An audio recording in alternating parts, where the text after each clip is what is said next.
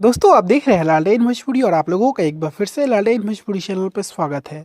दोस्तों खेसारी लाल यादव का गाना कल रिलीज हुआ और ये गाना अभी के समय में इंस्टाग्राम पे ट्रेंड कर रहा है 27 नंबर पे इंस्टाग्राम रील्स पे। और तकरीबन 26,000 रील्स बन चुके हैं इस गाना पे मात्र 24 घंटे में। और इवेंट हुआ कल, इवेंट में बहुत सारे क्रिएटर आए, उससे तो फ़ायदा होता ही है। लेकिन इवेंट होने के पहले से ही इस गाने के प्रमोशन पे कंपनी ने इतना ध्यान दिया था कि ये गाना हर तरह से वायरल है। और न सिर्फ यूट्यूब पे बल्कि इंस्टाग्राम पे लगातार हमको लगता है कि 1 घंटा में 5,000 से ज़्यादा रील्स पोस्ट हो रहे हैं। और ये गाना पूरी तरह से वायरल है, हिट है, इसमें कोई शक की बात नहीं है कि कल जो गाना रिलीज हुआ है आग लगेबू का, ये पूरी तरह से फायर है।